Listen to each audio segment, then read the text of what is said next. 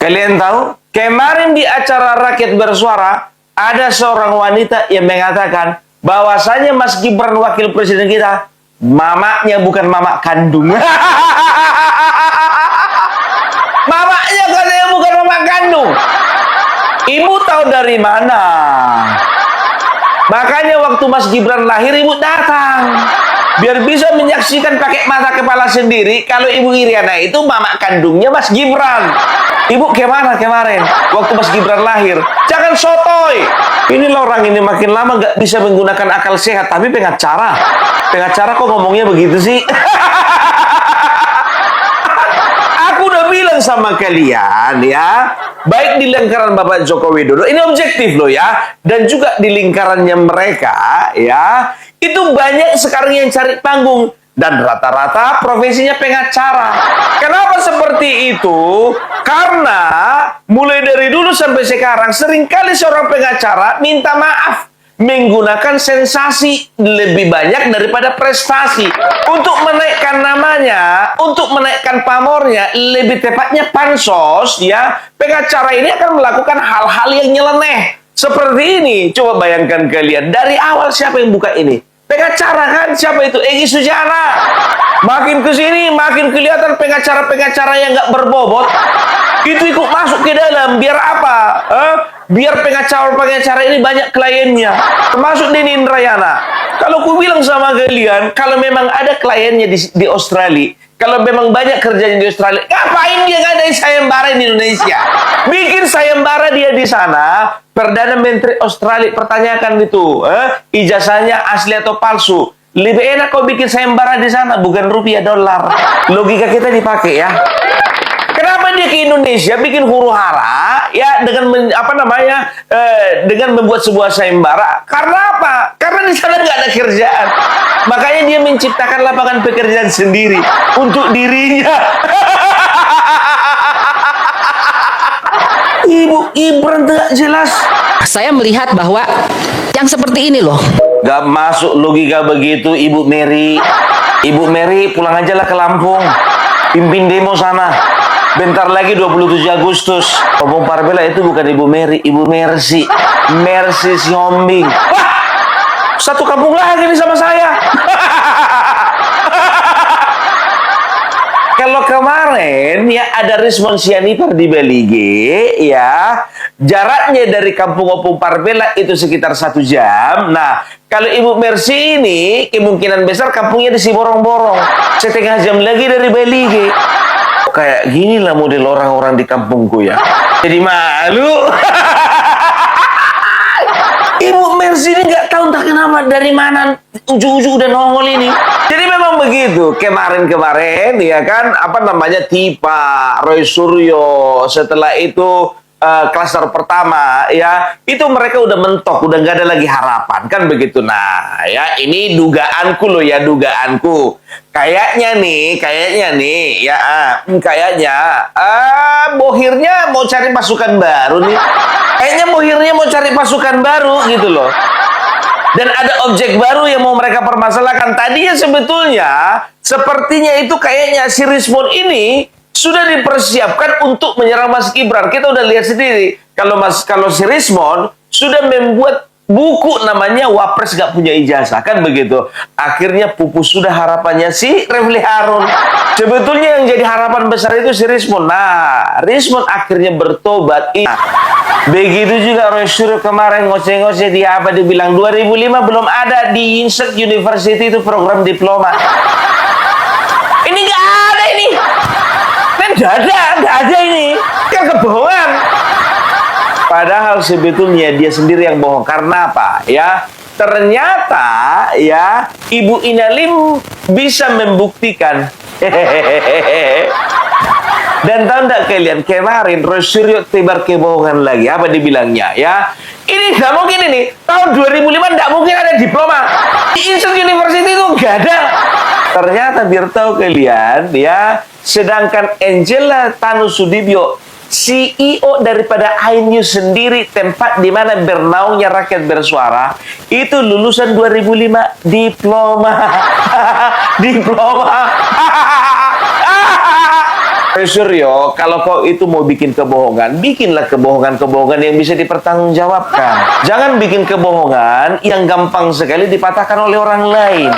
Jadi memang Roy Suryo ini, ya, dia seringkali, ya, dia seringkali membawakan atau mempresentasikan sesuatu, ya, itu seolah-olah memang datanya valid gitu loh, ya. Tapi padahal enggak. Kita lihat ini, University of Technology Sydney. Oke. Ini kan English Prep kan? Betul. English Preparation kan?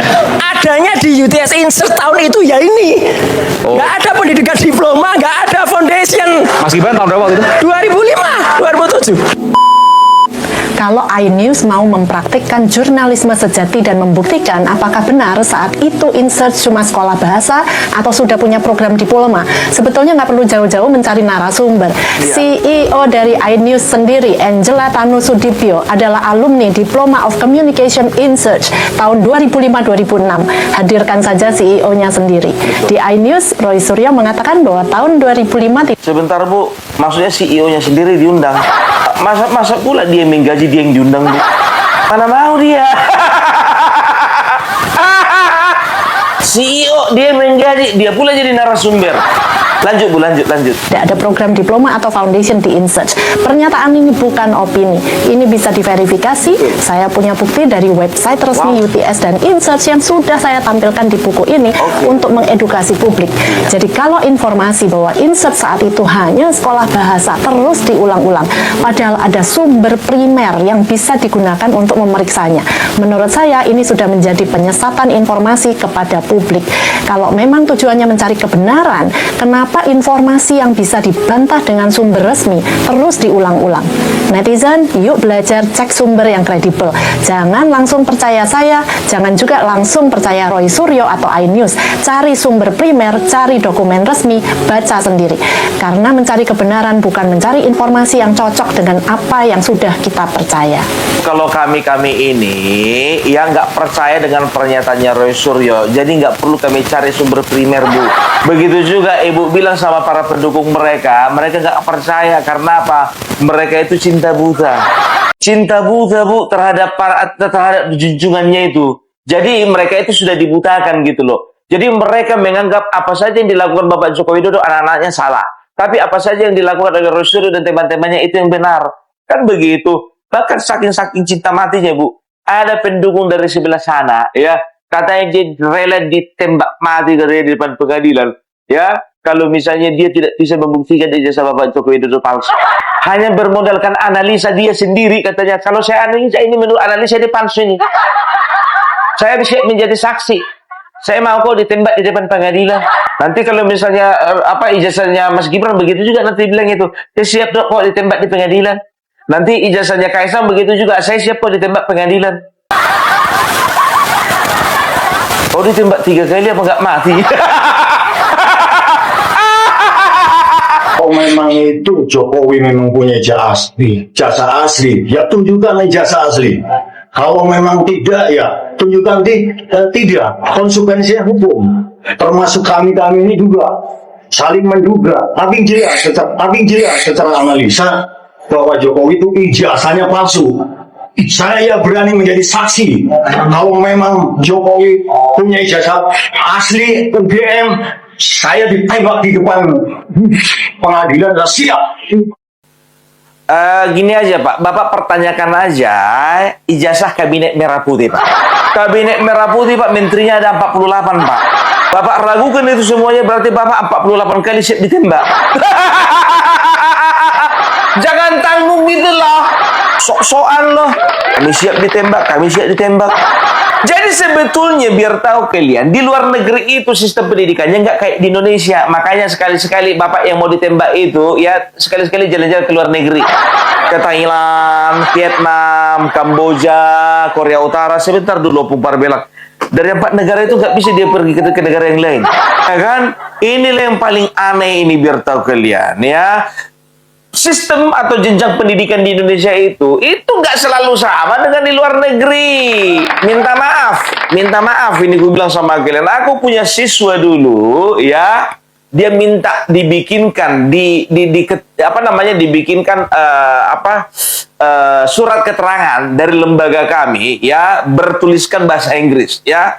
dokumen berbahasa Inggris, bukan dirubah isinya ya, tapi surat keterangannya ya dirubah dari yang bahasa Indonesia ke bahasa Inggris ya. Aku tanya sama dia, ya kan, ini kau mau kemana? Aku bilang begitu. Saya mau ke Singapura, Pak, gitu. Oh, ke Singapura, oke. Jadi kalau di Singapura itu begitu begitu SMA ya, begitu SMP bisa nggak langsung masuk SMA ya? Nggak dulu sih, 1 tahun dulu kursus ya. Setelah itu 2 tahun kemudian baru masuk jenjang pendidikan SMA gitu. Jadi di luar negeri itu di beberapa tempat ada 2 tahun SMP-nya dan 2 tahun juga SMA-nya. Makanya kita pernah melihat kan, kita sering saksikan mau di waktu ada banyak orang ya di Amerika Serikat atau beberapa negara Asia ya, banyak mereka itu profesornya masih muda. Karena apa? Bayangkan aja, SMP 2 tahun, SMA 2 tahun. Nah, begitu juga pendidikan yang lainnya, jenjang pendidikan yang lainnya. Kalau misalnya dia bisa mengikuti ujian, katakanlah dari kelas 4, dia bisa mengikuti ujian kelas 5, ya. Nah, untuk masuk kelas 6, dia bisa loncat itu, dari kelas 5 itu, dia nggak lewati, dia lompat dari kelas 4 itu jadi kelas 6. Begitu, ya. Jadi jangan pernah kalian itu berpikir bahwasanya ya apa yang di Indonesia itulah yang harus kita paksakan terjadi di luar negeri ya. Itu kalau kata Inalim itu bagaikan kata di dalam sumur. Aku bilang sih pemikiran seperti itu seperti ibaratkan babi di dalam tempurung. Udah besar haram ya, badannya nggak muat di dalam tempurung babi itu, tapi otaknya muat. Ngerti kalian kan? Nampaknya besar, padahal sebetulnya yang mereka lakukan itu motivasinya motivasi jahat, tapi sebetulnya kapasitas otaknya itu ya seperti otak babi gitu, cuman muat di dalam tempurung. Badannya nggak muat di dalam tempurung, tapi otaknya muat di dalam tempurung. Ini ibaratnya. Para bela bisa nggak cari perumpamaan yang lain selain binatang babi? Ya cuman itu yang lengket di kepala aku. Kita dengarkan. Kita itu nggak paham kok bisa mendapatkan S1 tapi nggak punya ijazah SMA, tiba-tiba mendapatkan S1. Tidak tiba-tiba, ada jalurnya, dan jalurnya itu tidak melulu terkotak-kotak seperti pendidikan dasar menengah di Indonesia, 6 tahun SD, 3 tahun SMP, 3 tahun SMA. Jadi saya berusaha mengedukasi publik supaya tidak menjadi kata di dalam sumur. Jadi kalau kata di dalam sumur itu melihat ke atas, oh langit itu hanya sebulat itu, jadi pasti langit segitu. Tapi kalau kita mau melompat keluar sumur, walah ternyata langit itu sebesar ini. Betul. Sama kalau kita hanya di Indonesia, oh semua sekolah itu SD 6 tahun, SMP 3 tahun, SMA 3 tahun. Tapi kalau kita ada kesempatan ke luar negeri, ya ampun ternyata banyak ya jenjang pendidikan itu, tidak melulu 6 plus 3 plus 3 baru S1. Nah ini yang menurut saya pembodohan, karena saya yakin Denny Indrayananya lama di luar negeri, bahkan anaknya juga SMP di Indonesia, SMA-nya di Australia juga. Jadi saya yakin tahu sistem ini. Jadi bukan tidak paham, tahu tapi tidak mengedukasi publik, malah menyesatkan publik. Nah ini yang saya pertanyakan niat jahatnya, mensreanya. Dan kita sudah menjelaskan bahwa yang disampaikan Roy Suryo itu salah.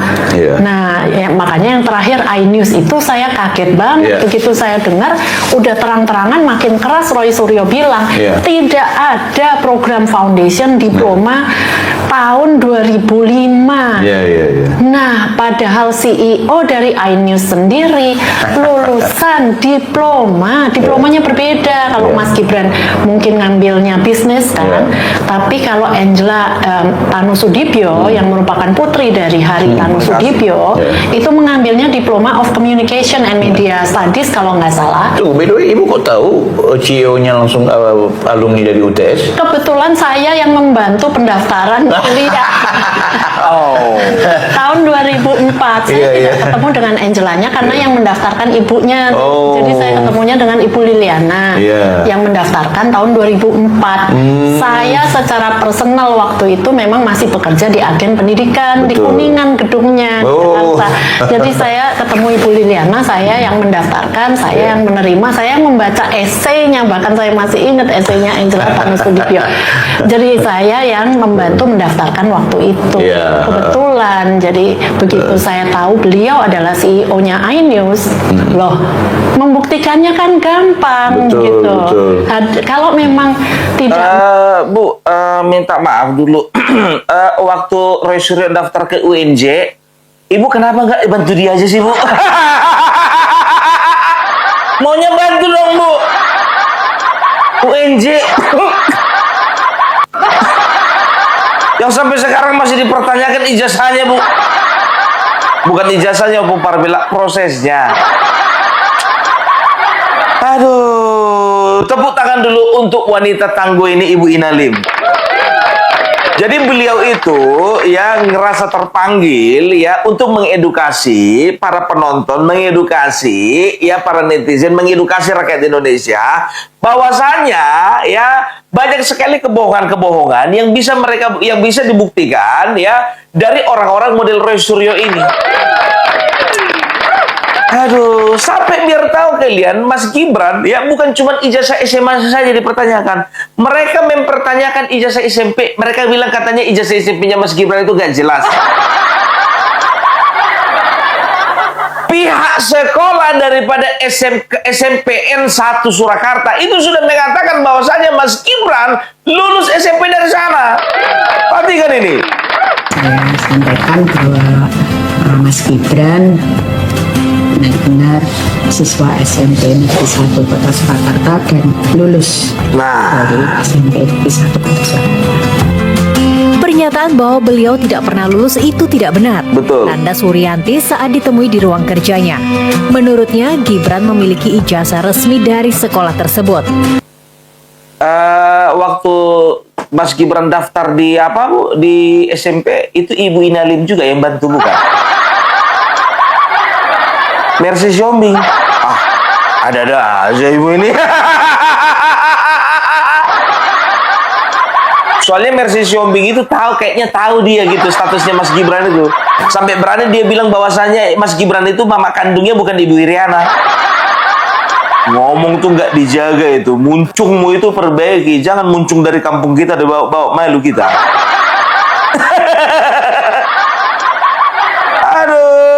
Aduh, dan juga biar tahu kalian kemarin terjadi perdebatan ya. Denny Indrayana, ada Lecumanan ya. Dan juga ada Bang Ade Armando. Bang Ade Armando mengatakan bahwasanya kau itu motifnya itu politik. Motifmu itu politik. Itu makanya dia itu bahas-bahas atau bikin sayembara ijazah Mas Gibran kan begitu. Kalau aku bilang sih motifnya Denny Indrayana bukan politik, bukan. Motifnya bangkrut. Kebangkrutan lah yang membuat dia cari pekerjaan. Lebih tepatnya bukan cari pekerjaan sih, menciptakan lapangan pekerjaan sendiri. Indrayana tuh jelas motifnya motif politik. Demi Allah, demi Rasulullah. Ya Allah, saya juga bisa. Saya tidak ada motif-motif apapun kecuali motif hati nurani. Saya juga kalau gitu. Saya juga. Kalau ada dan jujur, ngapain nggak tunjukkan? Itu ada gampang. Mas, jujur tunjukkan. Saya melakukan langkah ini. Tadi saya sudah jelaskan. Sejak sebelum putusan 90, setelah putusan 90, saya dengan begini ini berisiko, Mas. Ada risiko. Lapet sama kau, lapet sama kau. Kalah apa? Sekarang begini, ya kan? Sekarang kita lihat aja model-model si Denny Indrayana ini, ya. Kalau memang motifnya, ya, memang bukan politik, ya ngapain sampai sejauh itu gitu? Kalau Bang Ade bilang itu motif politik, kalau aku motifnya ini sedang menciptakan lapangan kerja sendiri. Jadi sebetulnya dia ini pernah juga sakit hati sama Paman Usman, pamannya Mas Gibran, yang katanya meloloskan Mas Gibran 2024 kemarin, kan begitu. Karena apa? Waktu dia mencalonkan diri menjadi calon gubernur dari sebuah provinsi, yang nggak perlu kusebutkan provinsi mana, tapi nanti malu nanti provinsinya itu.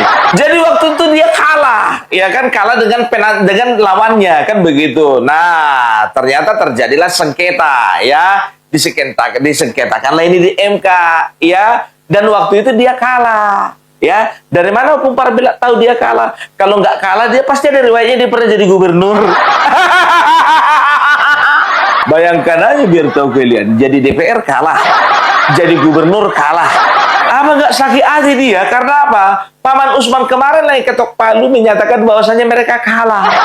Sampai sekarang sakitnya tuh di sini, di dalam hatiku. Denny, what's wrong with you, Denny? What's wrong? Asem.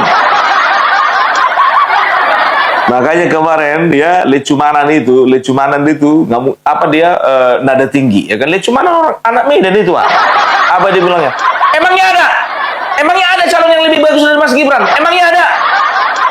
Nah, Ini yang Gibran paling bagus. Ini yang saya sampaikan. Ya, Jatuhnya biar Bang Denny tahu Gibran paling bagus. Ya, ini saya yang ngomong. Ya, jelaskan Bang Denny. mereka yang bagus itu kan pasti Anies Baswedan lah.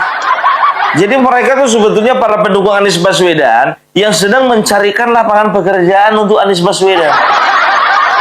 Denny menciptakan lapangan pekerjaan sendiri untuk ya membuka lapangan pekerjaan bagi Anies Baswedan. Karena memang dari awal-awal biar tahu kalian, pasangan Prabowo Gibran yang menang, tapi yang minta dilantik Prabowo Anies. Aku masih ingat di kepala aku itu yang bertanya itu Bunda Mary. Sepertinya kalau nggak salah ingat aku. Yang minta itu Bunda Mary. Prof. Refli Harun, saya mau nanya, apakah kalau misalnya Mas Gibran tidak layak, Anies Baswedan layak untuk jadi wakil presiden? Lapet.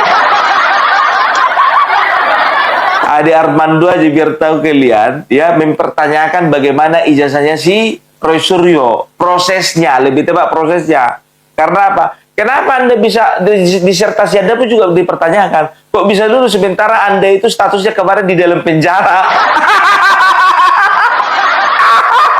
kok menyelesaikan Apalagi disertasi? Anda nggak jelas. Ya juga ya dipikir-pikir ya. Kapan dia bikin disertasi waktu di dalam penjara nih? Aduh, Roy Suryo kalau udah dihajar seperti itu, ya dia akan menggunakan nada suara yang lebih tinggi. Gak apa-apa, nggak ngerti ini. Apaan?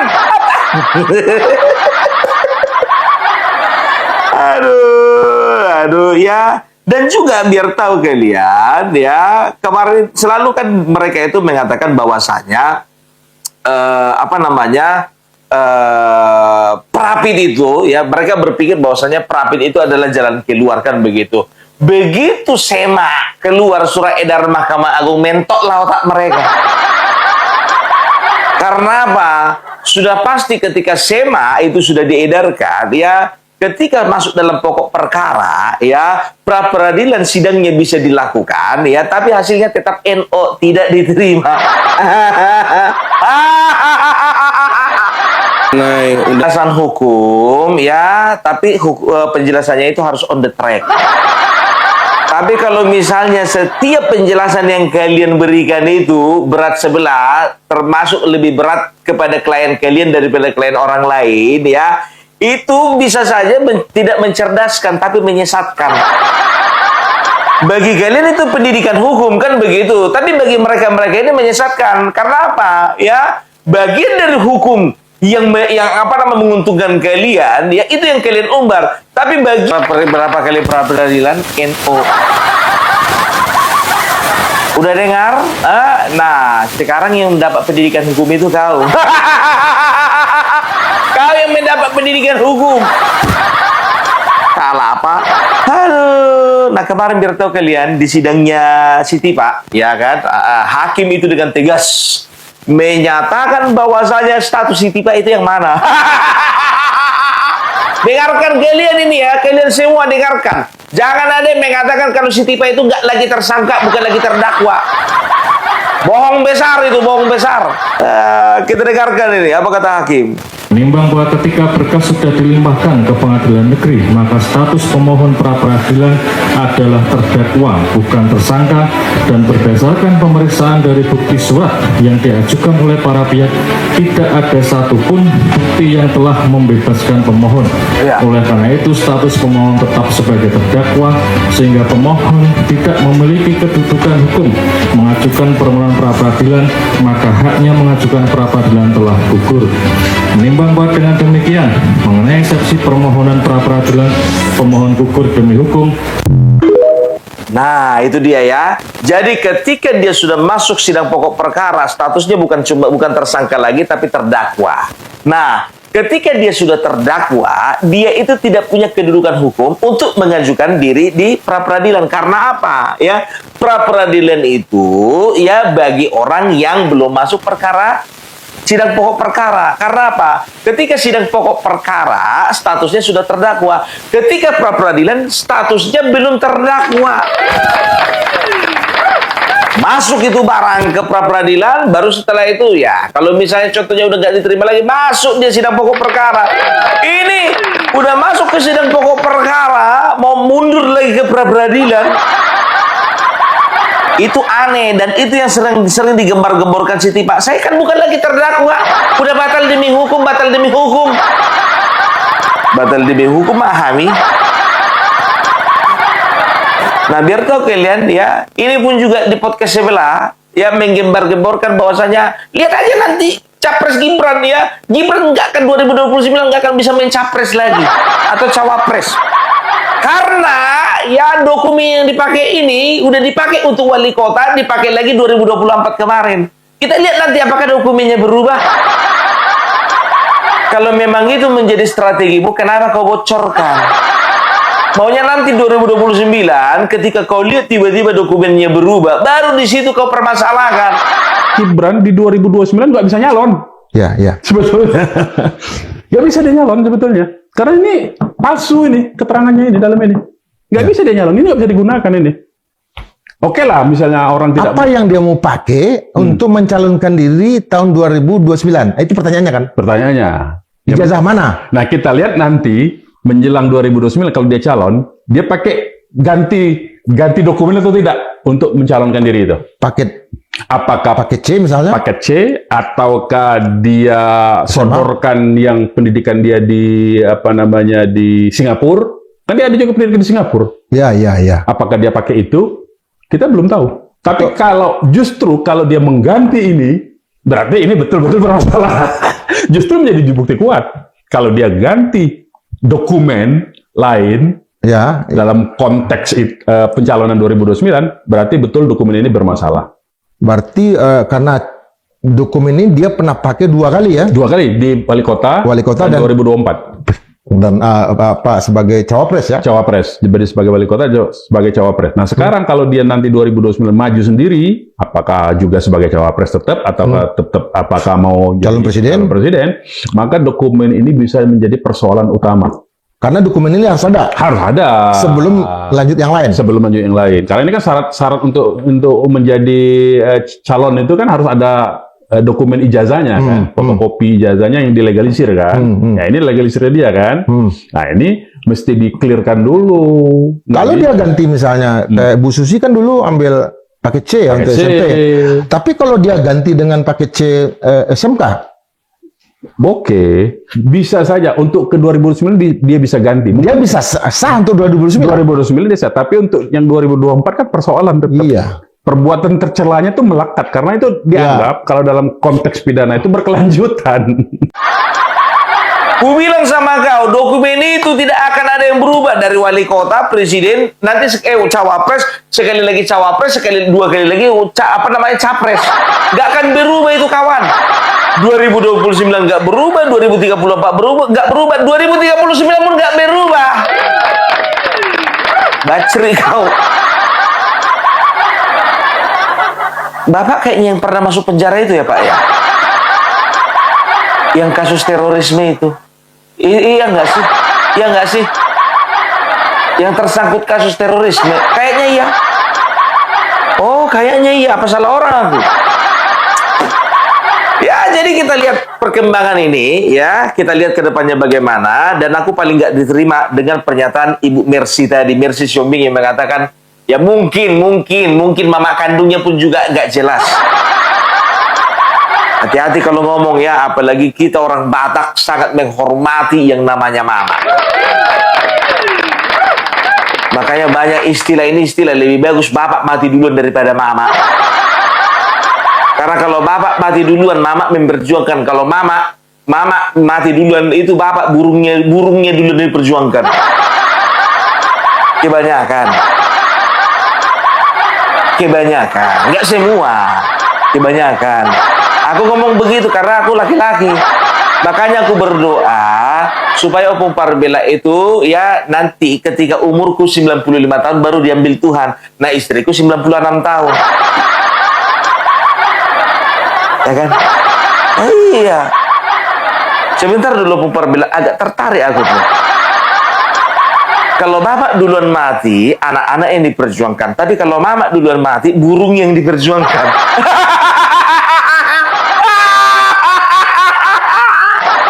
Itu dulu Opung Parbela, nanti makin lama makin gila kita. Salam NKRI harga mati.